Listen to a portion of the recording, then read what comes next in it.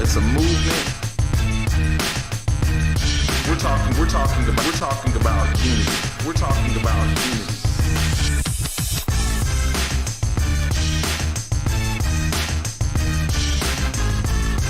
So we're aimed to taking down the system of race by educating, enlightening, informing, and positively debating with those who have counterviews.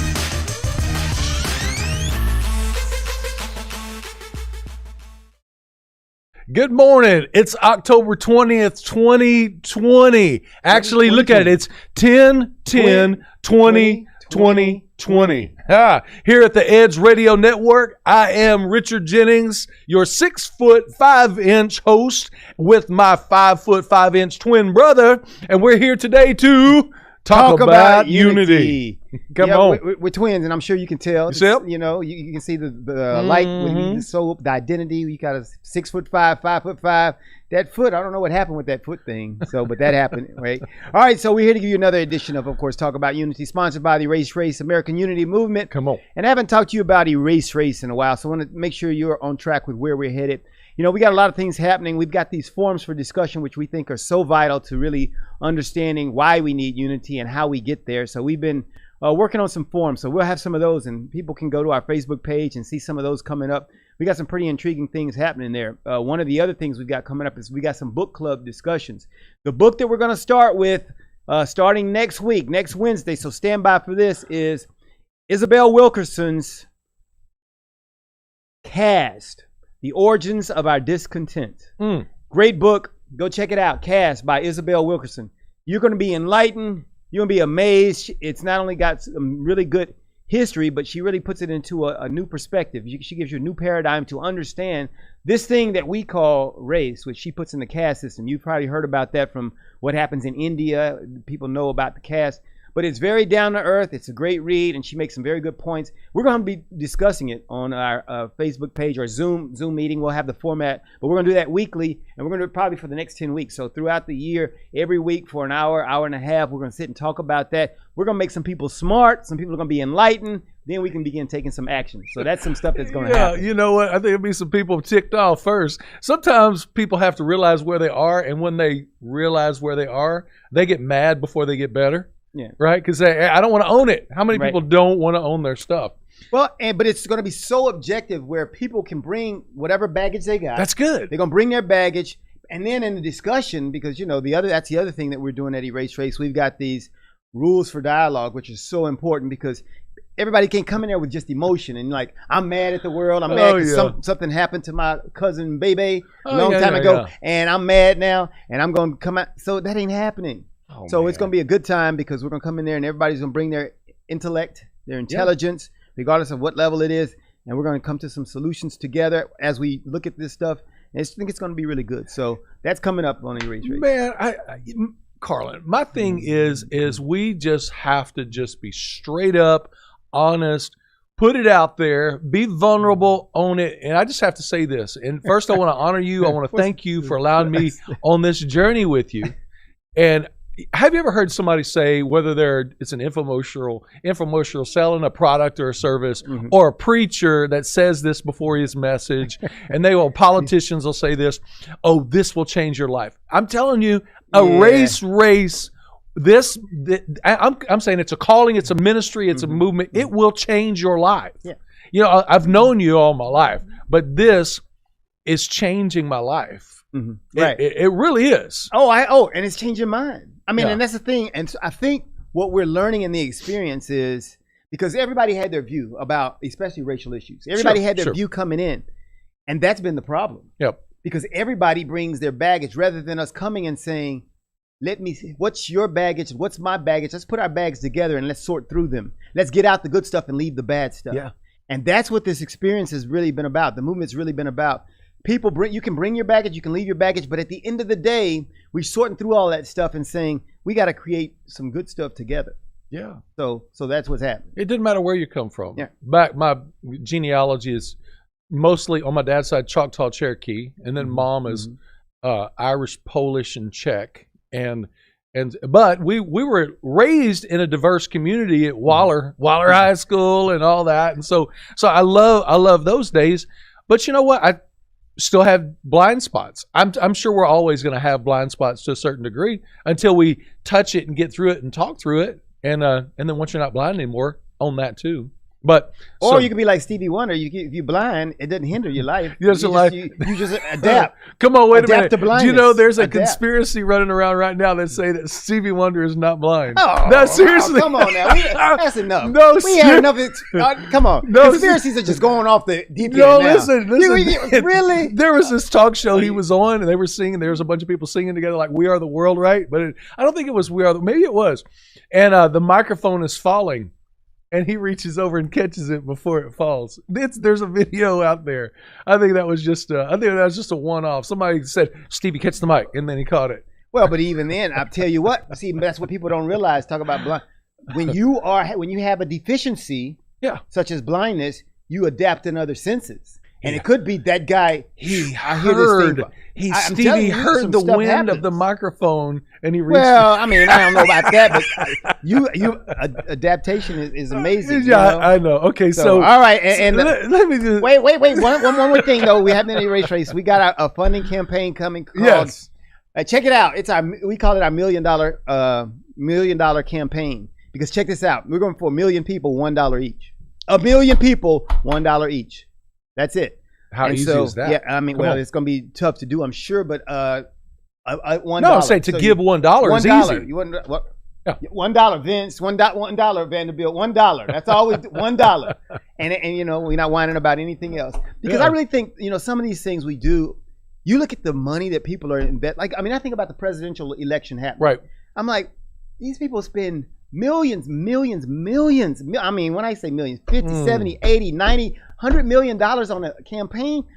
I think if we took all that campaign money, let's pour that out into society, you know, and let's start doing some good with that, you know. So that's what it's really about. And let's have everybody, you know, pitch in to do some things like that. So $1, everybody pitch in, and let's make this happen. Yeah, can you imagine? And that's part of what we have to do too, is cast vision regarding what the end game, what the end result is going to be. Coming together, having these conversations, if it can relieve and make better this racial tension and the injustice, and everybody getting on board to address those issues that really need to be addressed, how much better would our world be? Yeah. Not just America, not just Texas, not just our world, but the world. So we're going to do a lot in this talk about unity, but unity takes a plan, a purpose, a direction, and if you want to achieve it. So today's show is dedicated to highlighting the principles of unity, and we will do that in a very practical and easy to understand way. So that's what we're about today. This what this show is dedicated to. But first, we want to cover what's happening out in the real world today. And wow, do we have some juicy stuff on that. Yeah, besides surprise, the conspiracy of Stevie Wonder not being blind. Go stuff, you know? Go look it up on YouTube. It is there. That's crazy. It's like, what kind of stuff we got going on? All right. Hey, but yesterday, you hear about Fauci and Trump going to war? Ooh, man. That's crazy. Ooh, did you see the look on his face, on Fauci's face? Anyway, go. You got it. Well, I mean, I just heard, because first of all, I heard Trump. And when you hear a Trump speak, of course, you get kind of used to that. And so you don't, you know, even we're getting used to even hearing some of this crazy stuff that Trump says, but it was just the feeling of, like I said, we're talking about unity. This guy's a human being. He's got a family. I mean, I'm just always thinking, he's a man. How much can you dog somebody out in public when they've got a family and things like that? And of course, I do this work of unity, so maybe I'm more sensitive to trying to get along with people. But everybody's not trying to do that. And the way he just degraded Fauci yesterday was pretty bad. Besides saying he was a disaster and saying these idiots and things like that, I'm like, this guy works with you, for you, or whatever. I mean, how could you do that? But he did. Yeah, if I would have listened to him fully, it would have cost us. What, 500 million lives? Yeah, 500,000. 500. No, let me see. Wait. He said we would be at 500,000 rather than the 220 we are now. Yeah, he said, then like 2 seconds later in that same sentence, he said, Well, and if I listened to him, it would have been 800,000. Oh, yeah. So he kept going up and saying 500 million. There's only 350 million in the United States. This is your lead researcher, lead scientist on the pandemic. Man. And he's, No, okay. So what really ticked off President Trump was when he said, Dr. Fauci said, "Well, we kind of minutes." Yeah, he was. We kind of saw it coming. We kind of saw it was we really thought that he was probably, after some of those events that he did, he was going to catch Corona. So so he watched 60 Minutes.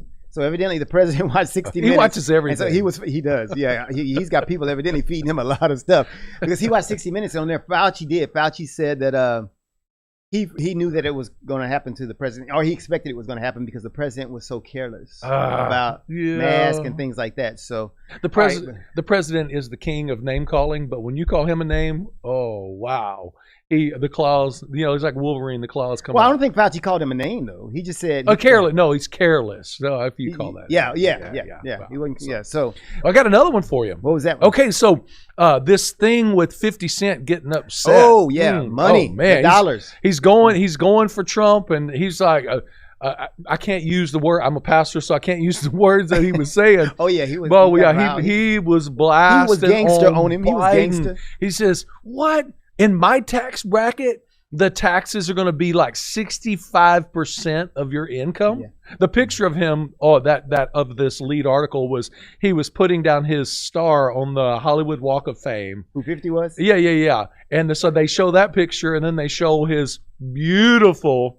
It was like a cognac colored Rolls Royce. I mean, oh my gosh, beautiful car. And then they said, "Are you bankrupt or something? What happened to that?" Basically, he's bankrupt for them means I owe some people, but anyway, my millions are over here in Switzerland and stuff like that. You restructure. Restructure. That's what bankruptcy means for them. His real money somewhere else. That's all he means. It's like here, all right. So the whole thing was. He said, I am not going to support somebody that wants to take 65% of my hard-earned money. Yeah. He said, you have to be losing your mind. That's a nice way to say it. So so let's finish this off before we go to break here in our first break. Yeah. So you got 50, and then you got Ice Cube with the contract with Black America that he presented. So I started to call this segment Rappers for Trump, right? Rappers for Trump, because all these guys now are signed, and I think it really more than anything is, all these guys are thinking a lot. There's a lot of economics because in that contract with Black America that Ice Cube has, it's about economic. He calls it economic justice, and he's basically saying we got a lot of things that we can do to fix some economic things. And he went to the Democratic Party, he went to the Republican Party, and he said, "Hey, I want to talk." The Democrats told him, "We'll talk to you after the election," and the Republicans said, "Let's talk now." Mm-hmm. So Cube was like, "All right, I'm good. Let's talk." And he talked to them. So then the Democrats started saying he's selling out and things like that. So but he's watching out for dollars. Said that he's selling out before they even had the conversation. Mm-hmm. And I like the way he was not abrasive. He wasn't mean about it, but he just really had a way of setting it straight. So he's a businessman. He's a businessman. Well, we have so much to talk about these principles for unity, but we're going to go away for just a second. And when you come back, I first have to say, listen, we're still in early voting in Harris County. Yeah. So we want everybody to go out to vote. And listen, don't vote the way somebody tells you to vote. Let's search that out in your own heart and look at the issues, be informed about the issues, and go vote with a clear conscience.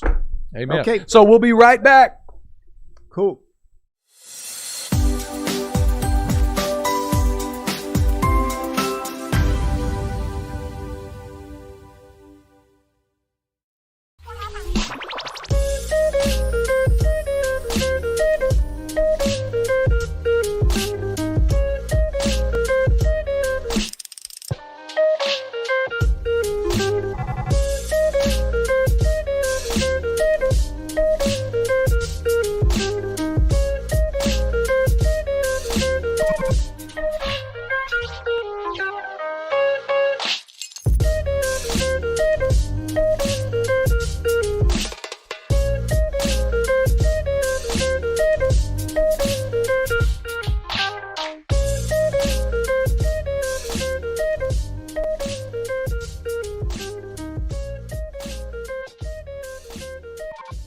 5, 4, 3, 2, 1, 0.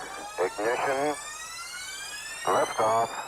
Don't push me because I'm close to the edge. I'm trying not to lose my head. Hey, this is the Talk About Unity show where I bring the talk. And I bring the unity. And together we talk about unity. unity. Unity is what matters. Come on. And right now in our country, that's what we've got to do. So we do that here at Talk About Unity on the Edge Radio Network. Be with us every week. It's going to be awesome. It always is. And I tell you what, the more we seek first to understand, then be understood, we make progress.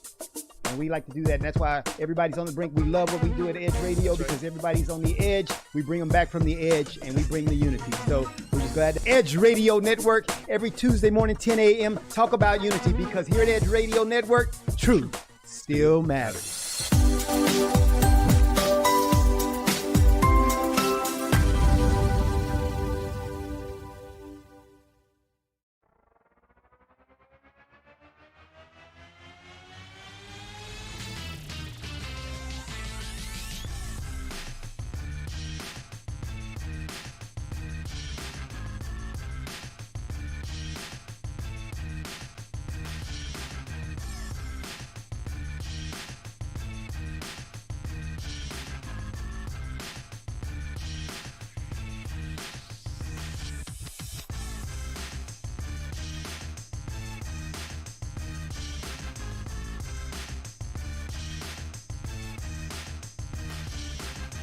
And we're back at Talk About Unity, sponsored by the Erase Race, the American Unity Movement. And as we were saying before we went to break, you've got an opportunity now to go out and do that early voting thing, get out of the way so you don't have to stand in a really, really long line because you can probably find some places near you right now that have shorter lines. As the initial thrill, when they first started, the lines were really long, and some of the places they're getting shorter, and you probably can find a place near you where that's happening. But get out there and do that thing and vote. And one of the things they want to stress is that, hey, there are more people that are running for office than simply the president. That's right. Because most people think of it as just the presidential election, but a lot of other things that, can affect what's going on in your community. So want to get out there and do that. And before we get into our principles for unity, I just wanted to talk about the fact that, the Erase Race American Unity Movement, while we launched in 2018, which was our beginning, it was years before that. And I would say you can go back as far as 2015. I find writings that I was doing along those lines from 2011 and 2012. So we've been talking about this for a long time. But one of the things that's key about this movement is that there are these action steps that have to be taken. And so we had to kind of come up with a framework for what we're talking about. And so we didn't just say kind of erase race and just throw it out there. And most people treat it that way when they hear it, they go, erase race, that just sounds very simple. And while that might sound simple, there's a lot more to it than that. And so the other part of it is the unity part that we're talking about today. And so in covering that, we have what we call the principles of unity, because it's not just a thing where we say, everybody come together, hold hands, and let's sing Kumbaya.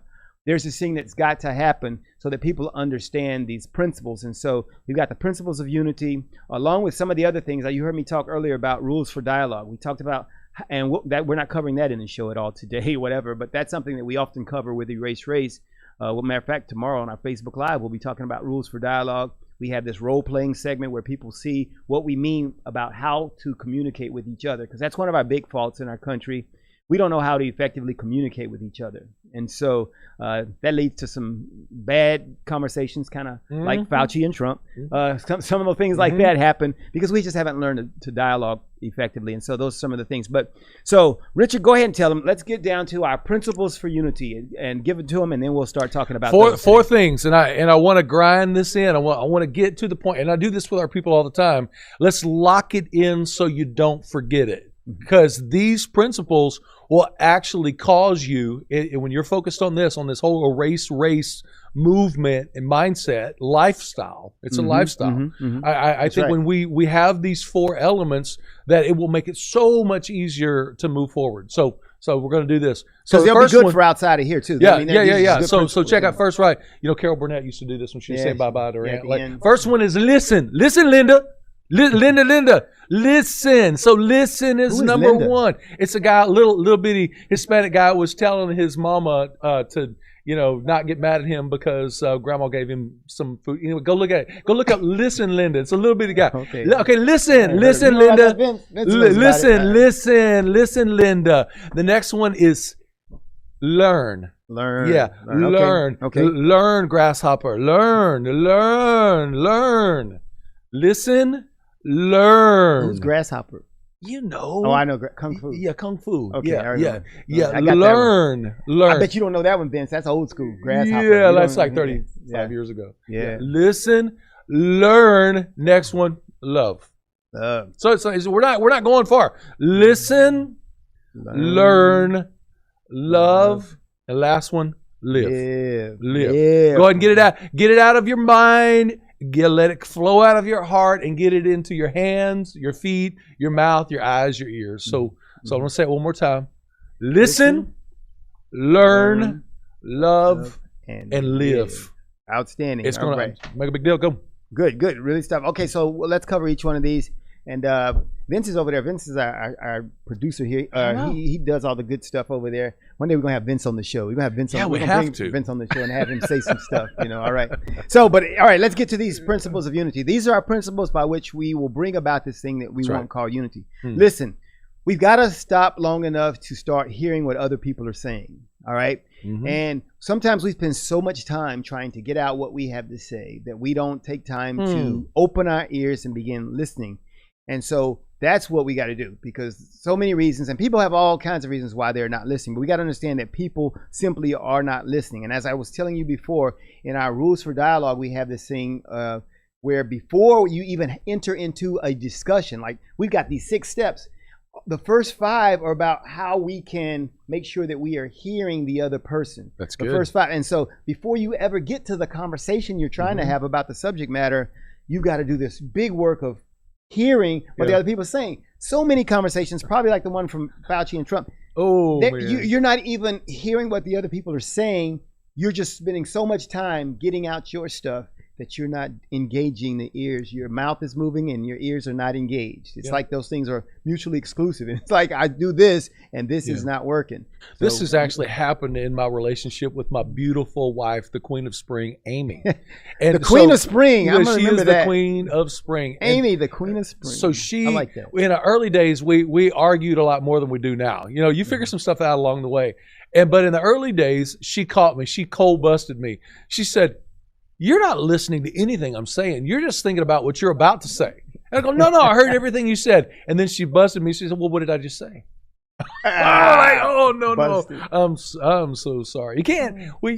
If we're going to engage and we're actually going to spend the time, effort, and energy to work through something, dialogue. Listen first. I'm sorry. Take that. Go. Yeah, and that's good. That's good input because as we talk about, remember this is a principle of unity. See, and that's the thing. If your objective is unity, then you'll undergo the principles. You'll undergo what's necessary to create that. But think about some of the discussions you hear via social media and some of the things that you see on TV and the internet. The people don't have the objective of unity. So they don't have to. I don't want to listen to you. I don't need to listen to you because I'm not really caring about this ultimate objective of unity. Yeah. But if I really want the unity, then I'm gonna it's because it has to do with respecting you. I'm gonna respect you.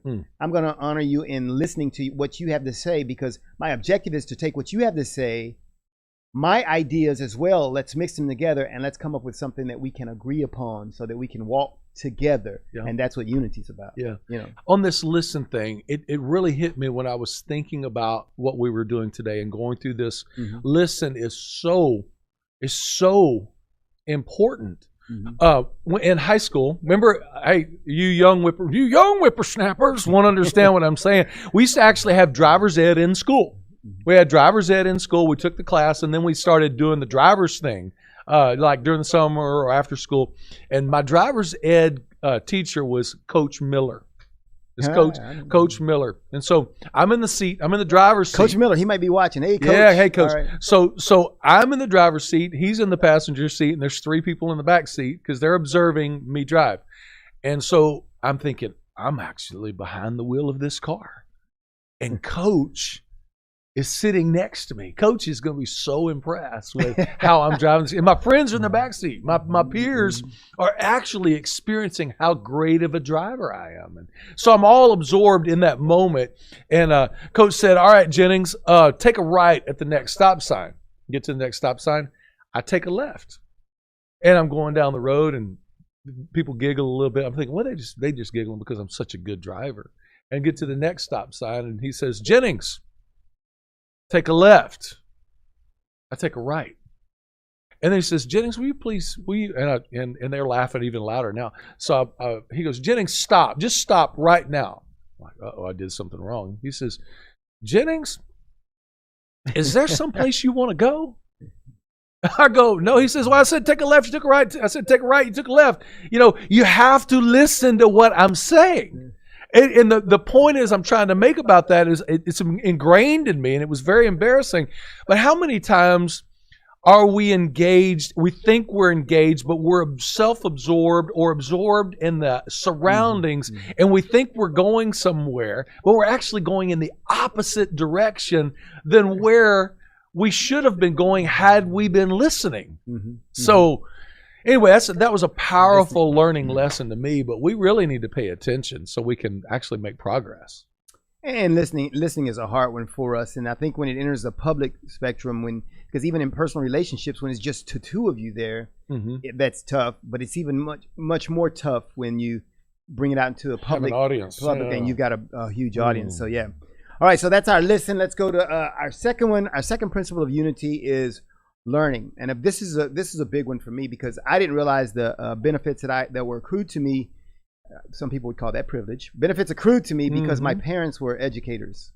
My dad was from university. My mom taught math, high school and junior high school level, and so education was really their thing. And so they had the idea. And I even think about my mom who passed away when she was 82, all the way up through. She was always learning new things. You know, at her age, she was still getting the newest software for computers and learning how to use them. And I was like, wow.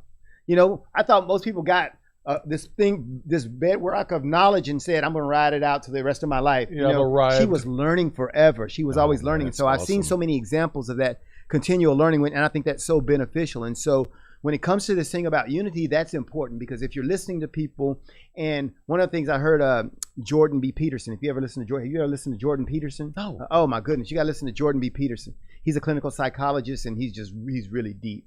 He says some really deep things, but one of the things he said, always assume that the people that you're talking with know something you don't know.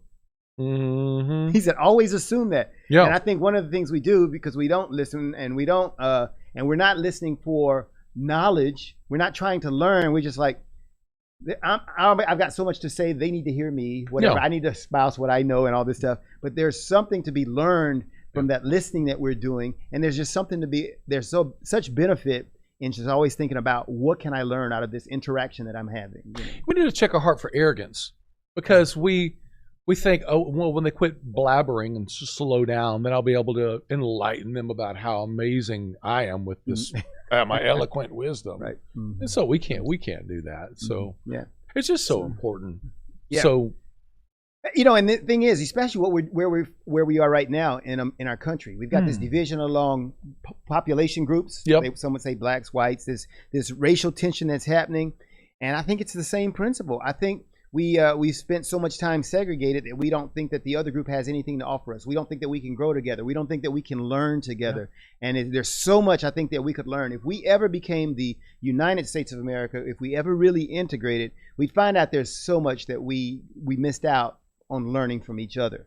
And that's what I think we need to do. So there's two more principles that we are going to talk about, but we're going to take a real quick break and come right back and jump right into, I think the most important one is love. So we'll see you in just a minute. We'll be back.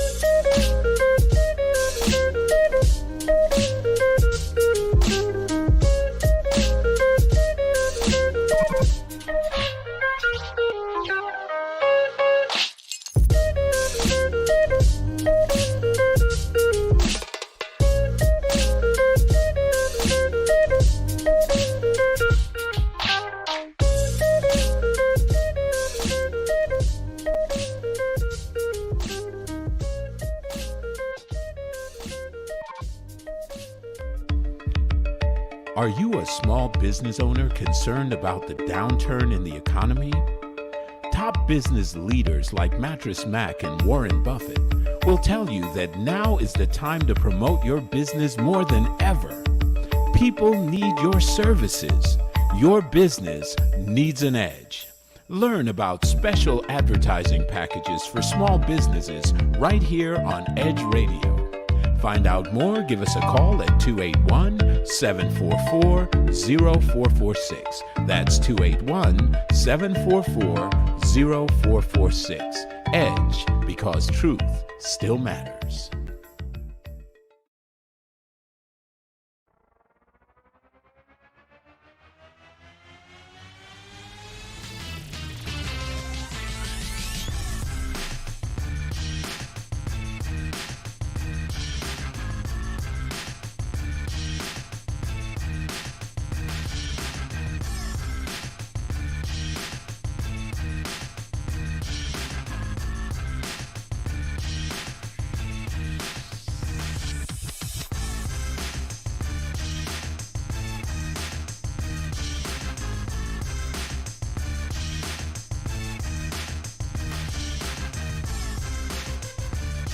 Welcome back to Talk About Unity, and today we're talking about these principles of unity. We're taking a deeper dive into some of the things that really bring about unity.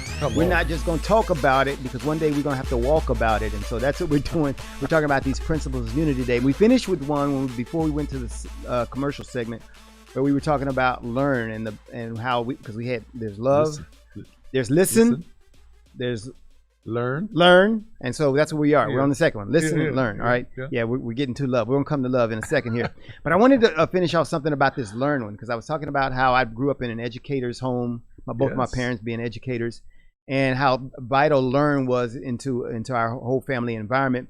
And so one of the things we're doing with the Erase Race American Unity Movement, we're talking about how we need to learn about each other. We need to choose to learn about each other. That's how we bring about unity.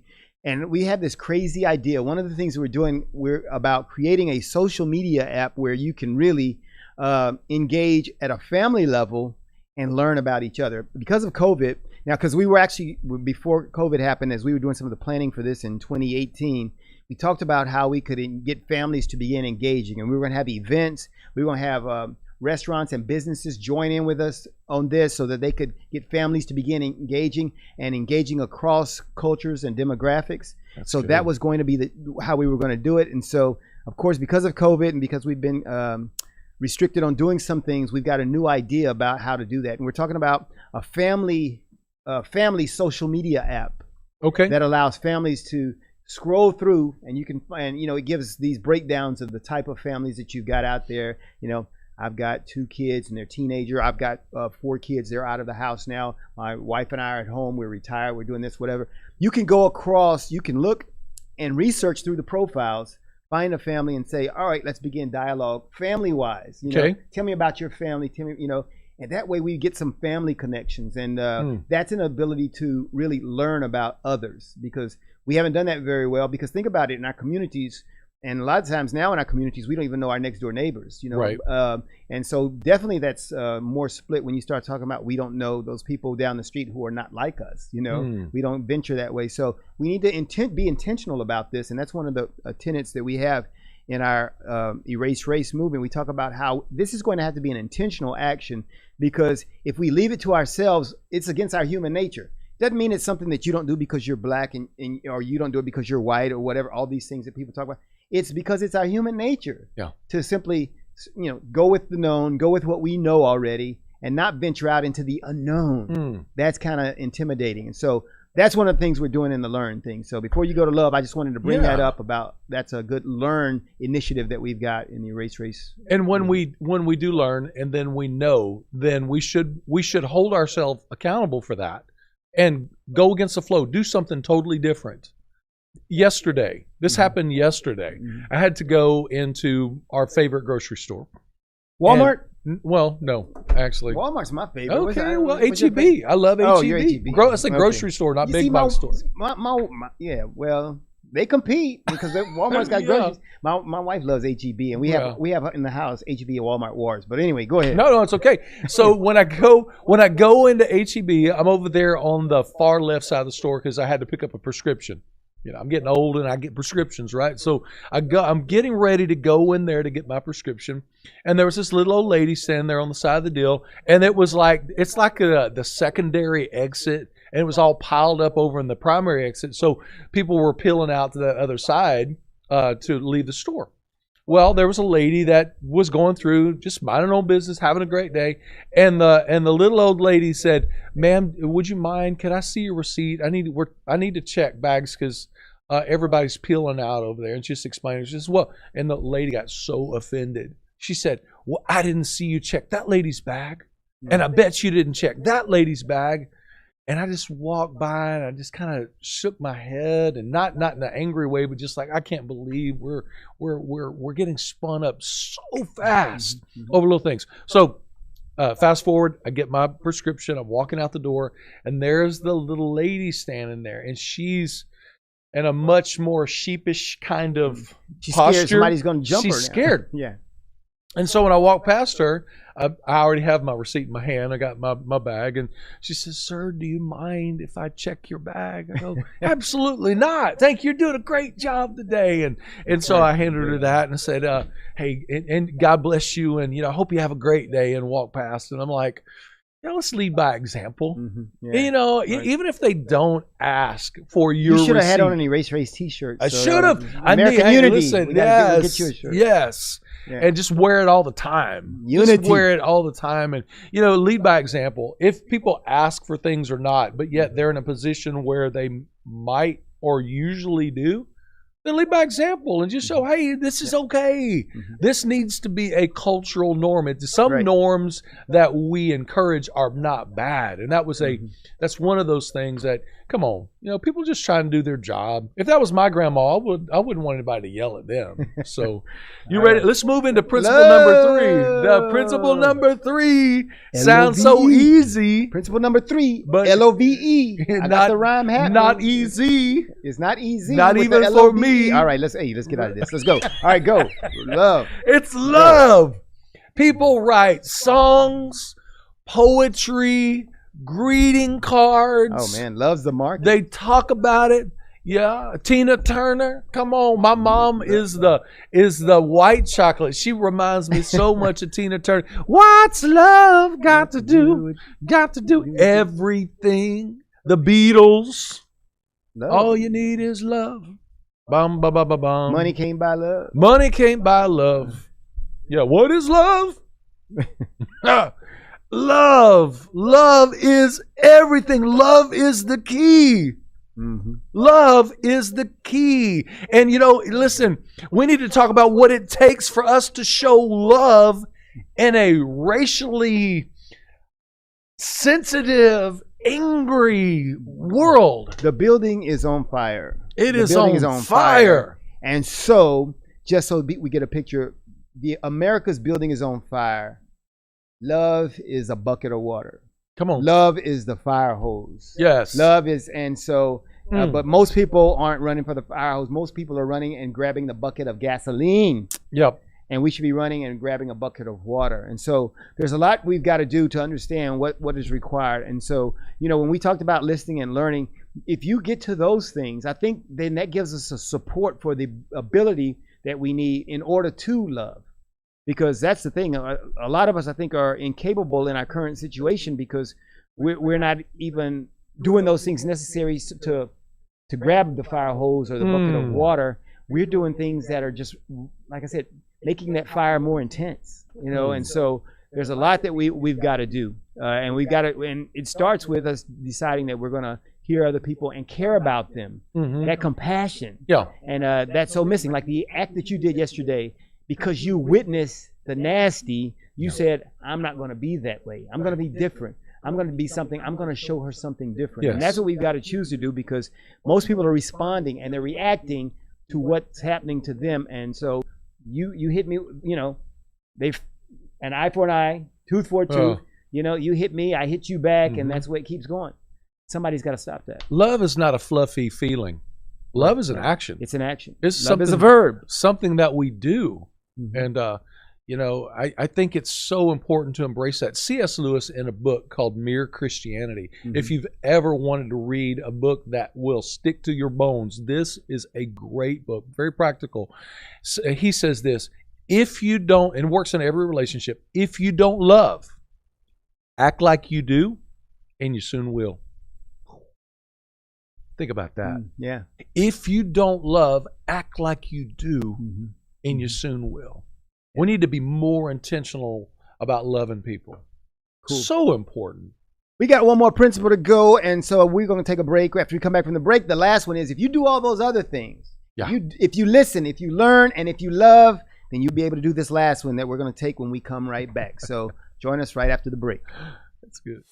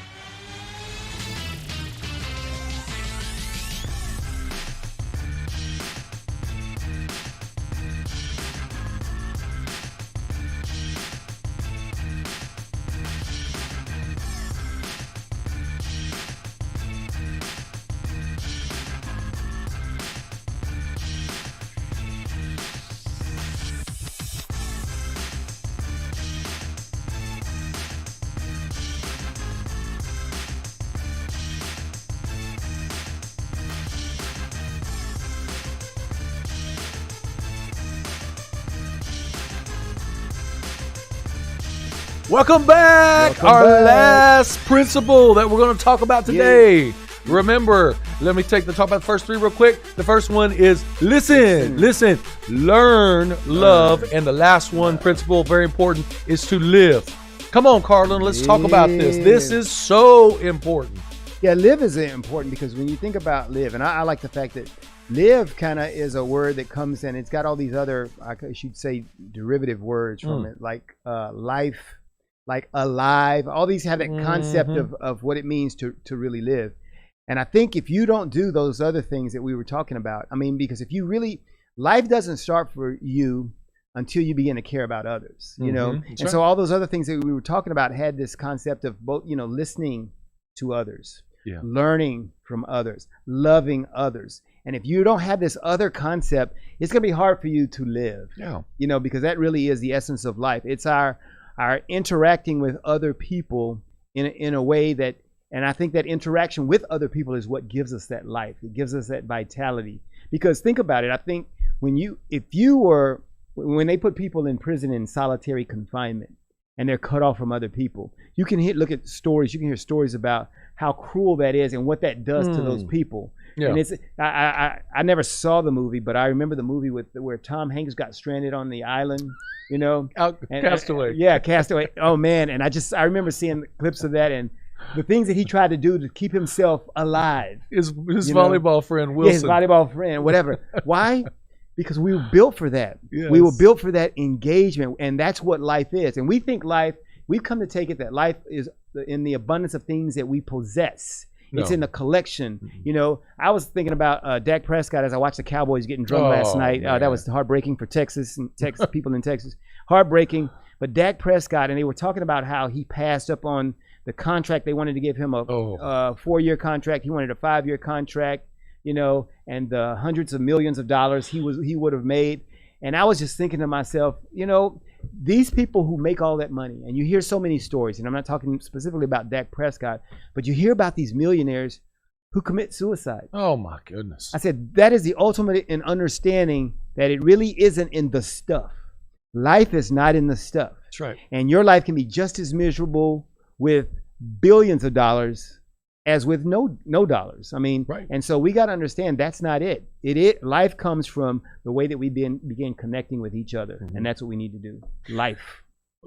And you know, it's intentional to move beyond the material things and the political things and the things that other people do that we may not agree with or we may not understand. And you can love people where they're at without loving what they do. Right. Mm-hmm. You know, you can as a pastor, you know, the phrase, you can love the sinner without loving the sin. And you know what? If we would stop focusing on all their flaws and spot the one or two things, maybe you only see one or two things. If you look hard enough, you can see good in everybody, and just celebrate that. Thank God that they're alive, you know, and alive. as long as they are alive, and as long as we are living, there's an opportunity for change and for growth and for reconciliation. We got to move towards that. We really do. It's a great season. You know, and it's sometimes I think, and especially in our culture today, it's about there's so many things in our culture that I think keep us from really being alive or really living. You know, which is what we're talking about, to live. And we spend so much time, and I think people begin to think that life is, I've got to get on Facebook and this is life now. And we take that thing, and while it is a medium that can be used for some things, there's some good things that can come about via that. We got to understand, though, that's very second rate to really living. That's second rate to being alive. First rate living is engaging with people. You know, that's first rate living, when we really can be engaged with each other. Because, you know, and actually that's second rate because we need to engage with God. But within that context, we really got to engage with each other. And if we do that, we'll discover what it means to live. And we look at America and the racial tensions that we have. We have not begun to live until we've begun to engage across these cultural demographics. And I tell people this all the time. If they had lived my life, they would be doing exactly what I'm doing.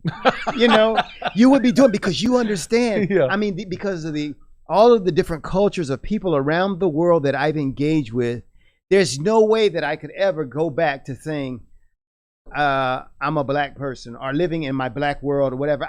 I mean, I understand what some people just are in love with their quote unquote black culture. I understand that. I understand why.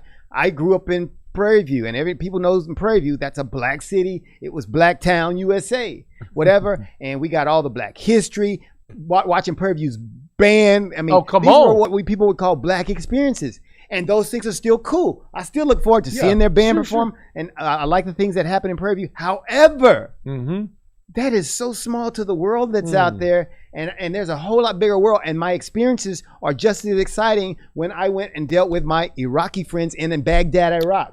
We had those same things there are things that I miss about Baghdad, Iraq. When my wife and I go to Nigeria, there are things I love about that. And the same thing happens in various communities here in the United States when I go with a different group, whatever. And so in my life, I'm bringing those worlds together, because that, to me, is life. And we have to be intentional about getting outside of what's comfortable and what is known, and really understand that there is you said, I'm just saying in a different way, there's a much larger world out there besides the ones that we live in. And the beauty of discovery when we move into life with cultures that are different than we are, and to hear the stories, ask the questions. Why do you think that way? Like when people, I'm having an argument, not really an argument, more of a debate or a conversation of differences, and then I say something that I think is indefensible. because I built a great argument about some things. Sometimes I'm like, no, actually, now that I think about it, I'm an idiot. But when I say something like that, Queen of Spring, you hear him say that? Queen of Spring. Yeah, she'll agree. So, but there are some times when you're having a conversation with somebody that's angry, frustrated, because all they see is the injustice, but they don't have a good argument or an intellectual position on something.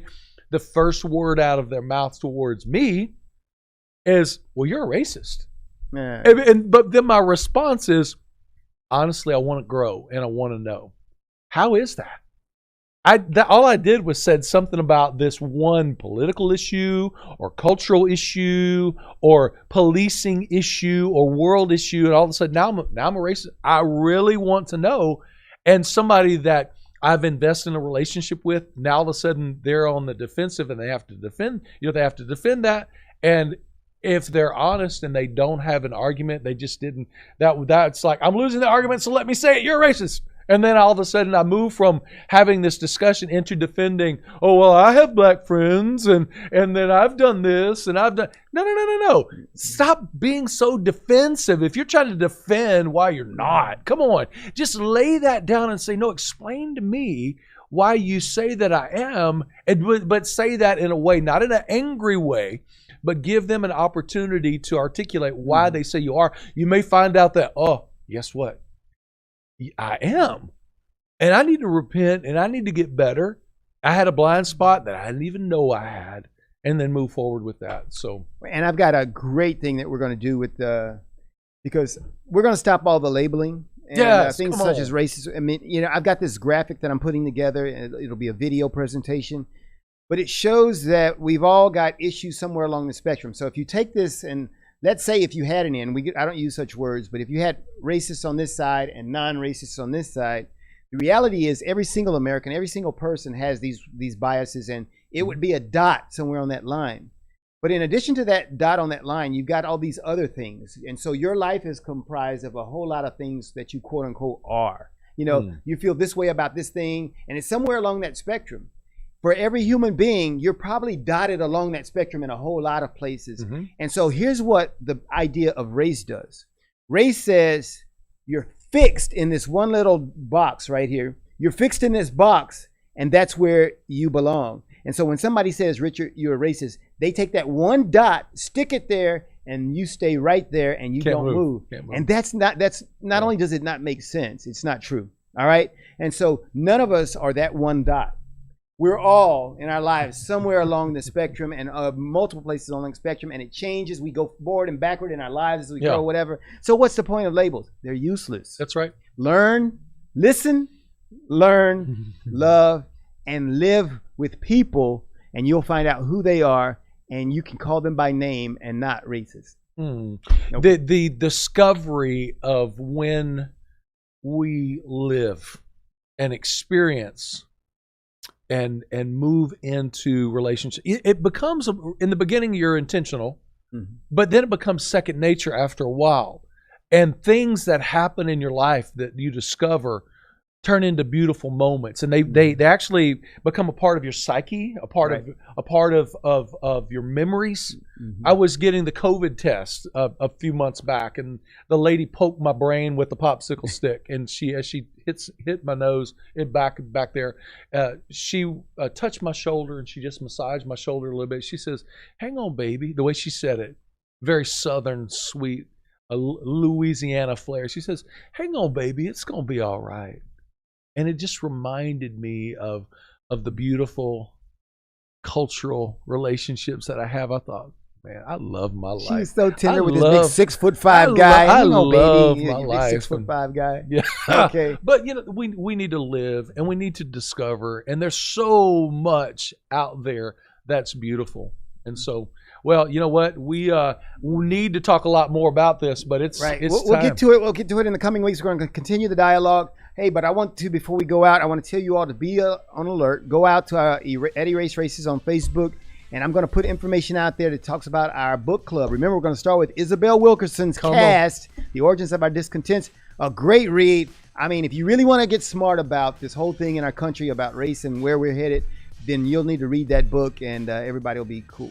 All right. That's it. So that's it. We thank you for this week. Talk about unity. Like I said, we're going to get Vince on here later on. Vince is going to send us out with our dynamic music, and so you all will be listening to that. And so we're out for this week, and we'll see you all next time on Talk About Unity.